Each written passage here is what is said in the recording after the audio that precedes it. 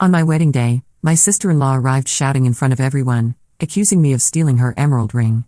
My husband furiously said, "Return it immediately or the wedding is off."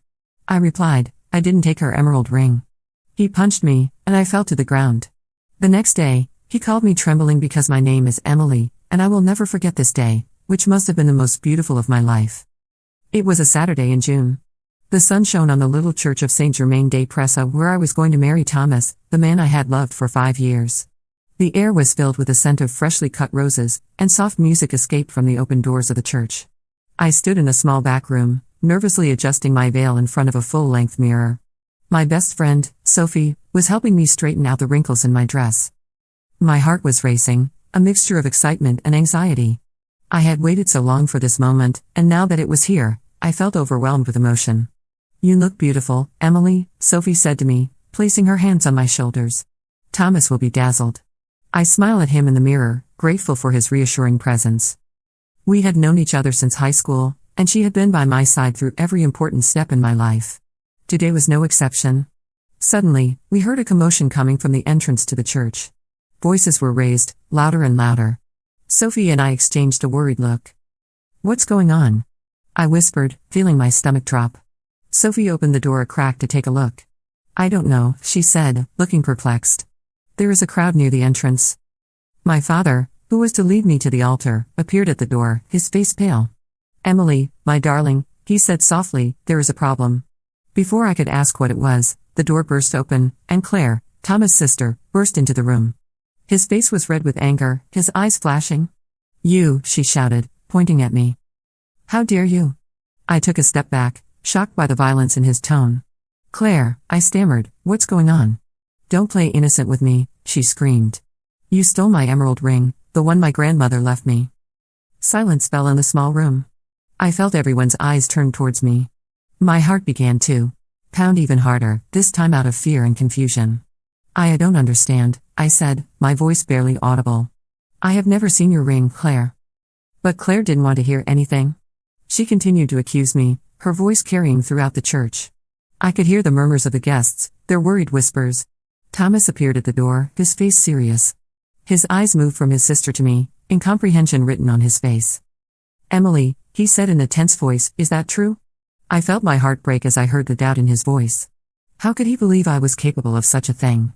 "Thomas," I said, with tears in my eyes, "I swear I didn't do anything. I never saw that ring." But the damage was done. Doubt had set in, and I could see it in Thomas's eyes, in those of our guests who had gathered at the door. The next few minutes were a whirlwind of confusion and pain. Claire's accusations continued to rain down, more and more virulent. Thomas remained silent, his gaze moving from his sister to me, unable to take sides. I felt trapped, cornered. How did we get here? How had this day, which was supposed to be the most beautiful day of my life, turned into a nightmare? Sophie tried to defend me, to calm the situation, but her voice was lost in the tumult. My father stayed by my side, a protective hand on my shoulder. Finally, Thomas spoke. His voice was cold, distant, so different from that of the man I loved. "Emily, if you took this ring, give it back now. Otherwise, the marriage is cancelled." These words hit me like a punch. I couldn't believe what I was hearing. The man I loved, the man who would be my husband in a few minutes, was now threatening to annul our marriage based on unfounded accusations. "Thomas," I begged, tears flowing freely down my cheeks, "I swear I don't have that ring. I've never seen it. How can you doubt me?" But my words seemed to fall into thin air. Thomas' gaze was hard, influenced by his sister's accusations and perhaps by his own doubts. The guests were starting to get restless. I heard their murmurs, their speculations. Some took my side, others that of Claire. The atmosphere of joy and love that should have reigned on that day had transformed into one heavy with suspicion and judgment. I felt alone, betrayed, humiliated. How could I prove my innocence? How could I convince Thomas, the man I loved more than anything, that I had done nothing wrong? The minutes passed, endlessly. Every second that passed seemed to drive a deeper wedge between Thomas and me. I saw our future, all our dreams and plans, crumbling before my eyes. Finally, unable to bear this situation any longer, I made a decision. With all the dignity I could muster, I turned to Thomas. "If you can't trust me today," I said in a shaky but determined voice, "then maybe we shouldn't get married at all." A dead silence fell over the assembly. I saw the shock on Thomas' face, but I couldn't back down. I needed him to understand the seriousness of the situation, to realize how much his mistrust was hurting me. Without waiting for his response, I turned to my father and Sophie. "Take me away from here," I whispered. As we headed towards the exit, I heard Thomas' voice calling my name, but I didn't turn around. My heart was in pieces, my trust shattered. What was supposed to be the happiest day of my life had turned into my worst nightmare. As I left the church, I felt the sun on my face, a cruel contrast to the storm raging in my heart. I didn't know what the future held for me, but one thing was certain: nothing would ever be the same again. I found myself in front of the Saint Germain des Prés church, my heart in pieces and my mind in disarray. The June sun, which a few minutes earlier had seemed so promising to me, now seemed cruelly indifferent to my distress. Passers-by stared at me, intrigued by this bride crying on the steps of the church. I must have put on a pitiful spectacle. Sophie held me by the shoulders, gently leading me away from the entrance. My father, with a serious face, tried to disperse the curious people who were beginning to gather. I could still hear the echoes of the argument inside the church, Claire's shrill voice dominating all the others. "Come, Emily," Sophie whispered. "Let's go somewhere quieter." I let myself be guided, like an automaton, to a small cafe a few steps away. The boss, seeing my state, quickly installed us in a quiet corner, out of sight. I collapsed into a chair, unable to hold back my sobs any longer. How could he do this to me? I sobbed, my hands trembling. How could he doubt me? Sophie hugged me, whispering comforting words to me that I didn't even hear. My father sat across from me, his face showing suppressed anger. "My dear," he said softly, "we all know you didn't do anything wrong. This woman is crazy.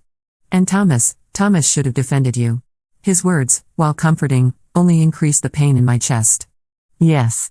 Thomas should have defended me. He should have believed in me, in us, but he hadn't done it. Suddenly, the cafe door burst open. Thomas stood there, out of breath, his eyes red. My heart leapt in my chest, a mixture of hope and fear. "Emily," he said, approaching our table. "We need to talk." My father jumped up, placing himself between Thomas and me. "I think you've done enough, boy," he growled. But I put a hand on my father's arm. Still, I needed to hear what Thomas had to say. Maybe he would apologize, maybe he would finally believe me. "It's okay, Dad," I said in a weak voice. "Let him talk." Thomas approached, hesitant. I could see the conflict in his eyes, the struggle between his love for me and his duty to his family. "Emily," he began, "I'm sorry about what happened at the church. My sister, she's upset. This ring means a lot to her." I couldn't believe my ears. After everything that had just happened, he was still justifying his sister's actions. "And me, Thomas?" I asked, my voice shaking with anger and sorrow. "Don't I mean anything to you? How could you think I would steal anything?" Thomas looked down, unable to meet my gaze. "I don't know what to think, Emily. My sister is so sure of herself." It was too much. The pain in my chest turned into cold rage. I stood up, facing the man I thought I knew, who I thought I loved. "Is your sister sure of herself?" I repeated, incredulous. "And me, Thomas, are you not sure of me, of my integrity, of my love for you?" The cafe patrons were now staring at us openly, captivated by our drama playing out before them, but I didn't care. All that mattered in that moment was Thomas and me and the chasm that seemed to widen between us. "Emily, try to understand," Thomas pleaded. "This is a difficult situation for everyone. If you could just..." I didn't let him finish. If I could what? Thomas confessed to a crime I didn't commit, except being treated like a thief on my wedding day? The tension was palpable. Sophie and my father were ready to intervene, feeling that the situation could degenerate at any moment. It was then that Thomas spoke the words that would change everything. Words I never thought I would hear from his mouth. "Maybe if you just confessed, we could work things out," he said, his voice barely audible. Time seemed to stand still. I stared at Thomas, searching in his eyes for a trace of the man I loved. The man I trusted. But all I saw was a stranger. Without thinking, my hand left. The slap echoed throughout the cafe, startling the other customers. Thomas took a step back, shocked, his cheek reddening where my hand had hit him. "How dare you?" I cried, tears flowing freely down my cheeks. "How dare you ask me to confess to something I didn't do?" The silence that followed was deafening. Thomas looked at me, a hand on his cheek, disbelief written on his face. Then, in an instant, his expression changed. Surprise gave way to anger. Anger I had never seen in him before. What happened next will forever be etched in my memory as the moment my world fell apart for good. Thomas raised his hand. I experienced the movement as if in slow motion, unable to react. Then pain exploded across my cheek as his fist made contact with my face. I staggered backwards, barely caught by Sophie. The cries of surprise and indignation from the other customers of the cafe reached me as if through a fog. My father threw himself at Thomas, pinning him against the wall. "You bastard," my father roared, shaking Thomas like a plum tree. "How dare you lay a hand on my daughter?" The owner of the cafe intervened, separating the two men. "Out," he shouted. "Everyone get out of here before I call the police." Sophie was already guiding me towards the exit, protecting me from the curious and horrified looks of the other customers. My father followed us, giving Thomas one last murderous look before slamming the cafe door. Once outside, the reality of what had just happened hit me hard. The man I loved, the man I was going to marry, had just hit me. The shock, the pain, the betrayal, everything mixed together in a whirlwind of emotions that I couldn't untangle. "We need to go to the hospital," Sophie said, examining my cheek which was starting to swell. But I shook my head. "No," I whispered. "I just want to go home." My father nodded, understanding my need to get away from this place, from these memories. He hailed a taxi, and soon we were driving through the streets of Paris, leaving behind the church, the cafe, and the ruins of what should have been the happiest day of my life. The journey took place in heavy silence. I looked out the window without really seeing the landscape passing by. The lively streets of Paris, the crowded cafe terraces, the couples hand in hand, everything seemed to belong to another world, a world to which I no longer belonged. When we got home, Sophie helped me up the stairs. My legs were shaking, and I felt drained of all energy. Once in my apartment, I headed straight to the bathroom. I needed to see for myself. The mirror reflected back to me the image of a stranger. A woman with reddened eyes, smeared makeup, a bruise already forming on her cheek. My wedding dress, that symbol of joy and hope, now seemed a cruel irony. I slowly took it off, letting the white fabric slide to my feet. Every movement reminded me of pain, physical and emotional. Sophie knocked gently on the door. "Emily, do you need help?" "No," I replied in a voice I didn't recognize. "I just need to be alone for a while." I heard his footsteps moving away and the murmur of his conversation with my father in the living room. They were worried about me. I knew it. But in that moment, I couldn't face their worry, their pity. I slipped into the shower, letting the hot water run over my body. The tears mixed with the water, and I finally gave free rein to my sorrow. How did we get here? How could love turn so quickly into something so ugly, so painful? When I finally came out of the bathroom, wrapped in a bathrobe, I found Sophie and my father sitting in the living room. They jumped up when they saw me, worry showing on their faces. "My dear," my father began, "maybe we should go file a complaint." But I shook my head. "No, Dad. Not now. I can't. I can't face this right now." He nodded, understanding despite the anger that still shone in his eyes. Sophie came closer, gently taking me in her arms. "I'll stay with you tonight," she said. It wasn't a question. I nodded, grateful. The idea of facing this night alone scared me more than I wanted to admit. That night, lying in bed, I listened to the regular breathing of Sophie who was sleeping on the sofa in the living room. Sleep eluded me. My mind constantly replaying the events of the day. Thomas Stout, his sister's accusation, the slap, the blow, each memory was like a dagger in my heart. As the first light of dawn began to filter through the curtains, I made a decision. I couldn't let this day define the rest of my life. I had been a victim, yes, but I refused to remain a victim. Somehow, I had to find the strength to move forward, to rebuild my life. With this resolution, I finally felt sleep overtaking me. A restless sleep, populated by confused dreams, but a sleep all the same. And when I woke up, I would have to face a new day, a new reality. A reality where I was no longer the bride-to-be, but a woman betrayed, hurt, but determined to get back up. The next morning, I was awakened by a ray of sunlight filtering through the curtains. For a brief moment, everything seemed normal. Then the searing pain in my cheek brought me back to reality. The events of the day before came flooding back to me like a tidal wave, leaving me breathless. I sat up slowly in my bed, each movement seeming to require superhuman effort. My reflection in my dresser mirror made me wince. A purplish hematoma spread across my left cheek, a cruel testimony to Thomas's betrayal. Sophie was still sleeping on the living room sofa. I quietly slipped out of the room, not wanting to wake her. In the kitchen, I turned on the coffee maker, the familiar sound bringing a semblance of normalcy to what was shaping up to be anything but a normal day. My phone, which I had turned off the day before, was taunting me on the counter. I knew I would have to turn it on at some point, face the outside world, but not now. Not right away. The coffee flowed slowly, its aroma filling the kitchen. I stared at the filling cup, trying to collect my thoughts. What should I do now? How was I going to explain the situation to my family, my friends, my colleagues? Shame and anger warred within me, leaving me confused and exhausted. Emily. Sophie's sleepy voice pulled me from my thoughts. She stood in the doorway, her hair disheveled, her face marked with worry. How are you feeling? I shrugged my shoulders, unable to find the words to describe the whirlwind of emotions inside me. Sophie came closer, enveloping me in a silent embrace. This simple gesture of affection brought back the tears that I had been holding back since I woke up. I'm here, she whispered, rubbing my back gently. We're going to get through this together. We stayed like that for a moment, the silence of the kitchen broken only by the sound of the coffee maker. Finally, I slowly pulled away, wiping my eyes. Thanks for staying, I said. My voice hoarse from crying. Sophie smiles at me sadly. That's normal. That's what friends are for, right? We sat at the kitchen table, each with a steaming cup of coffee. The silence stretched between us, comfortable but full of unsaid words. Maybe you should go see a doctor, Sophie suggested gently, pointing to my cheek with her chin. I shook my head. It'll be okay. It's just a bruise. Sophie frowned, visibly disagreeing, but didn't persist. She knew when not to push. What are you going to do now? She asked after a moment. That was the €1,000,000 question. What was I going to do? My world had fallen apart in the space of a day. The future that I had imagined, planned, had evaporated like smoke. I don't know, I finally admitted.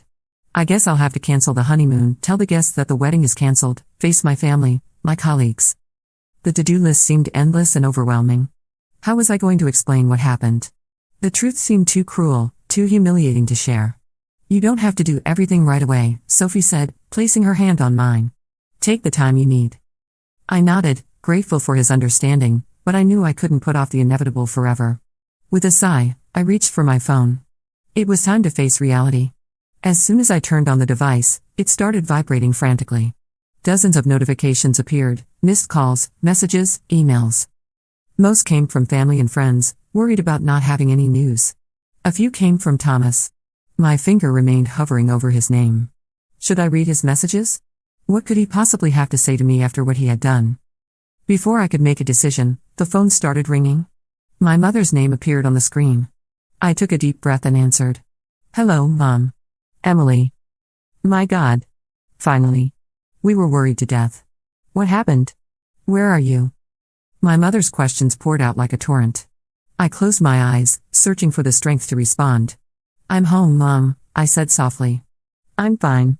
It's just the wedding is cancelled. There was silence on the other end of the line. Then, in a hesitant voice, cancelled? But why? What happened, my darling? I glanced at Sophie, who nodded encouragingly. Taking a deep breath, I began to recount the events of the day before. The accusations from Thomas' sister, his lack of confidence in me, the argument at the cafe. When I got to the moment when Thomas had hit me, my voice cracked. The shock gasp from my mother on the other end of the line made me realize how serious the situation was. Oh, darling, she whispered, her voice trembling with emotion. I'll be right there. Despite my protests, she insisted on coming. An hour later, she was at my door, her arms full of shopping bags. I thought you might not want to go out, she explained, placing the bags on the kitchen counter. His gaze lingered on my face, and I saw his eyes fill with tears.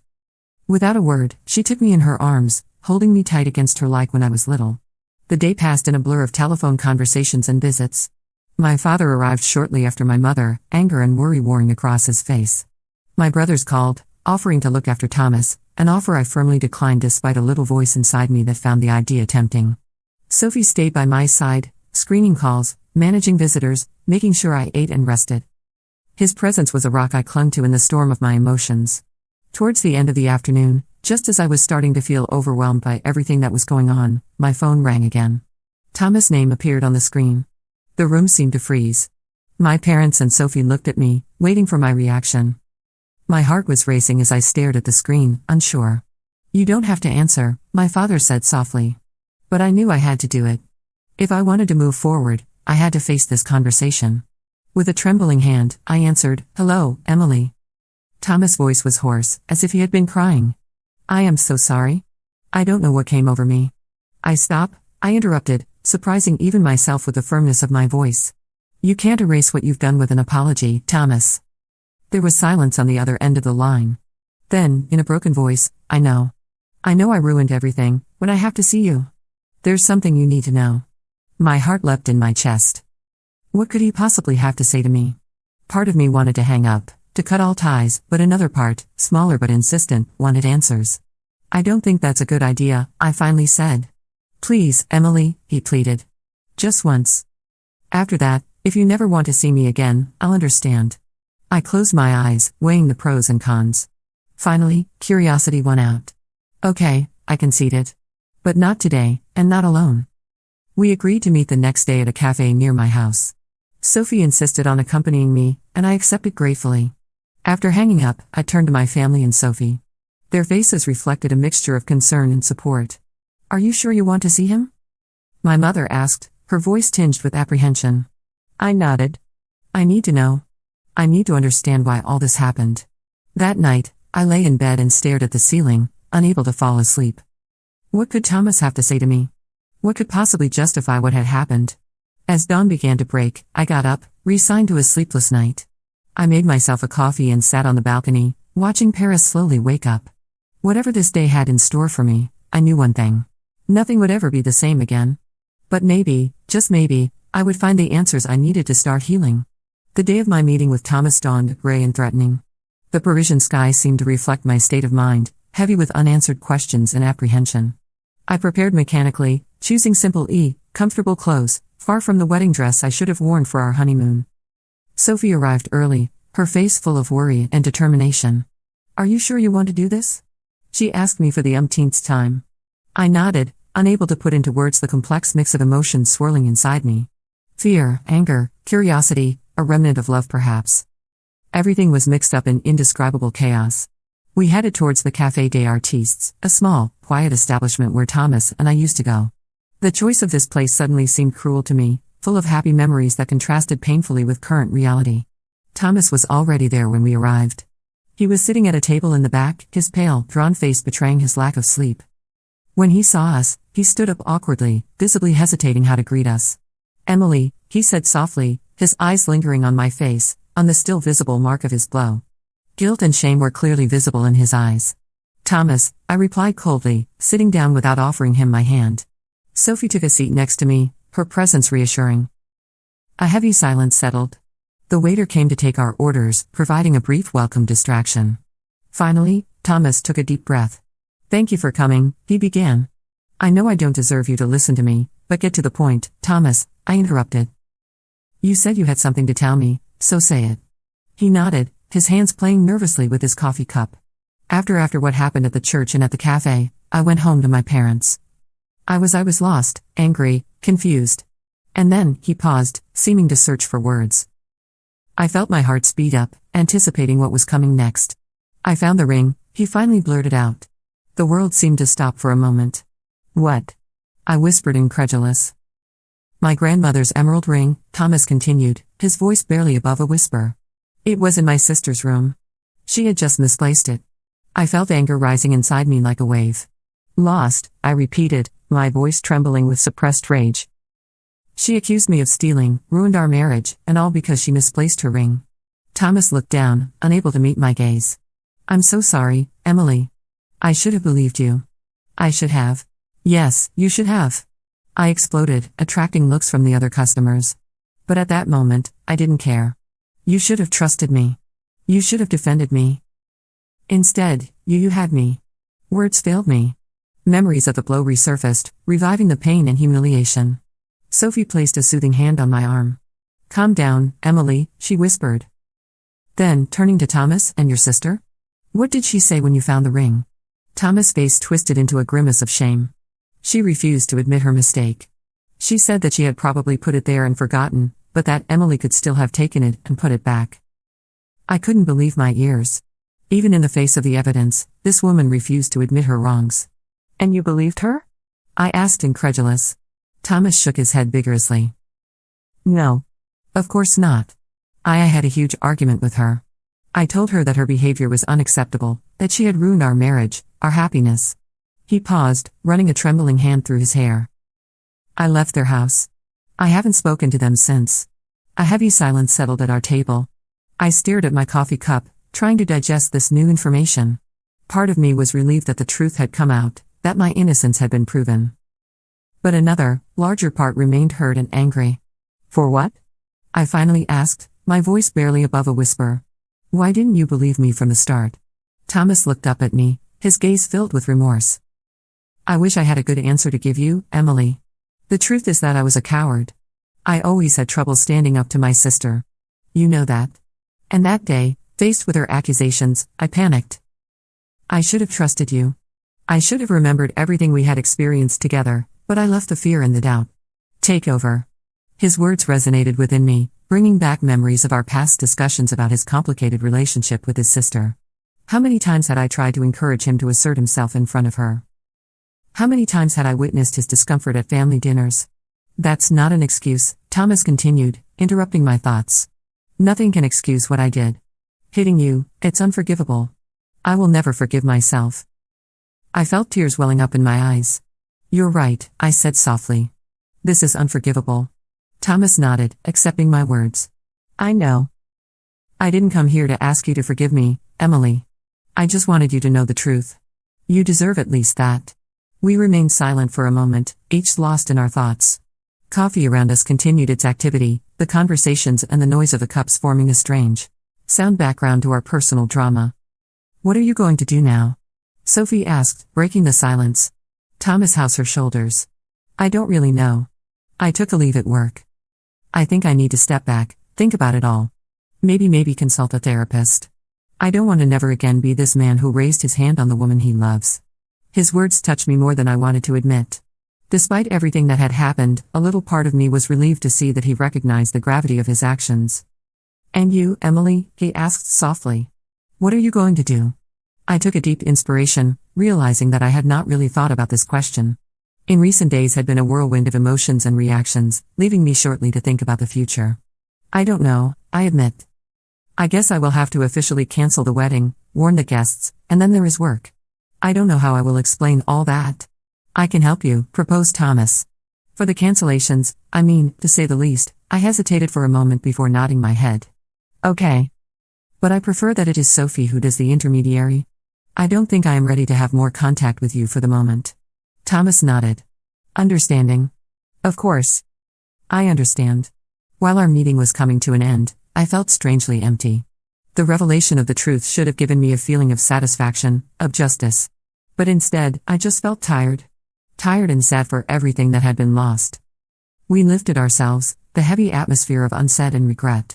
When leaving, Thomas made a gesture as if to touch me, but was delighted at the last moment. I'm really sorry, Emily, he said one last time, for everything. I looked at him, this man I liked, whom I thought I knew. Despite pain and anger, I couldn't help but feel a hint of pity for him. Goodbye, Thomas, I said simply before I diverted me. Sophie and I left coffee, leaving behind not only Thomas, but also the broken remains of what should have been our future together. While we were walking in the streets of Paris, I felt a weight getting up of my shoulders. The truth was finally known. My name was washed with any suspicion. But I knew that the path to healing would be long. Broken confidence, annihilated dreams, physical and emotional pain, all this would take time to heal. However, for the first time since that fateful day in church, I felt a glimmer of hope. Maybe one day, I could look back and see this event not as the end of everything, but as the start of a new chapter in my life. The days following my meeting with Thomas passed through a fog of reflection and introspection. The revelation of the truth about the ring had brought a certain relief, but it had also opened the door to a myriad of questions about my future. Every morning, I woke up with a feeling of emptiness as if I floated in a space between my old life and a new one that I could not yet imagine. Sophie, faithful to her promise, took care of the logistics of the cancellation of marriage. She managed calls to guests, the caterer, the florist, sparing me the pain of having to explain again and again why the big day would not take place. I was infinitely grateful to her. Even if each time she made me a report, I felt my heart tighten a little more. One morning, when I took my coffee on the balcony of my apartment, looking at Paris to wake up, my phone vibrated. It was a message from Thomas. I started therapy. I know it doesn't change anything I did, but I wanted you to know. Take care of you, Emily. I stared at the screen for a long time, not knowing how to react. Part of me was relieved that he was looking for help, recognizing that he had problem solving. Another game remained suspicious, wondering if it was not just an attempt to regain my sympathy. This message was the catalyst I needed to start thinking seriously about my future. You know, Emily, he said, I think you should consider extending your trip. I had laughed, thinking he was joking, but his gaze was serious. I'm serious, he continued. I have a friend who runs a diving center in Thailand. He is looking for someone to help him with administration and communication. It could be a great opportunity for you. The idea first seemed to me crazy. Me in Thailand, working in a diving center. It was light years from my Parisian life, my work in finance. But the more I thought about it, the more the idea made its way. Wasn't that exactly what I needed? A chance to reinvent me completely, far from everything that reminded me of my old life? After several days of reflection and long conversations with Sophie via Skype, I made my decision. I was going to do it. I was going to extend my sabbatical leave and leave for Thailand. The day of my departure from the Seychelles was both sad and exciting. I say goodbye to Luke, thanking him for his friendship and for having opened my eyes to new possibilities. He made me promise to send him photos of my adventures in Thailand. The arrival in Bangkok was a culture shock. Spicy smells, constant noise, wet heat, everything was so different from what I knew. But strangely, I felt in my place in this organized chaos. The diving center was on a small island in southern Thailand. As soon as I arrived, I was welcomed by Mark, the friend of Luke, a French expatriate for more than 10 years. His enthusiasm was contagious, and I surprised myself to smile more than I had done for months. The first weeks were intense. I learned the basis of diving while taking care of the administration of the center. It was a demanding but rewarding job. Each evening, exhausted but satisfied, I fell asleep to the sound of the waves, a feeling of peace that suits me little by little. One day, while I was working on the center website, Mark came to see me with an unexpected proposal. Emily, he said, I saw the photos you took. They are really good. What would you like to use them for our new brochure? I was surprised and flattered. Luke's lessons had borne fruit, but I had never thought that my photos could be used professionally. It was the start of a new adventure. In addition to my administrative work, I began to document the life of the diving center. I photographed divers, colored fish, coral reefs. Each shot reminded me how beautiful and surprising life could be. The months passed, and I realized that I no longer wanted to return to Paris. My life here, simple but filled me in a way that I would never have imagined. One evening, sitting on the beach watching the sunset, I released my phone and composed the number of my former boss in Paris. Hello, Jean-Pierre, I said when he picked up. I hope I don't mind. Emily, what a pleasure to hear you. How is your trip going? I took a deep breath. That's just what I wanted to tell you about. I don't think I come back to Paris. There was a moment of silence at the other end of the line. I see, he said finally. Are you sure of yourself? Yes, I replied, surprised by my own certainty. I found something here, a life that suits me. I know it's unexpected, but Emily, he interrupted me gently, you don't have to justify yourself. I am happy for you. You deserve this happiness. His words touched me deeply. After hanging up, I remained long to contemplate the ocean, reflecting on the path traveled. The next day, I called my family and Sophie to tell them my decision.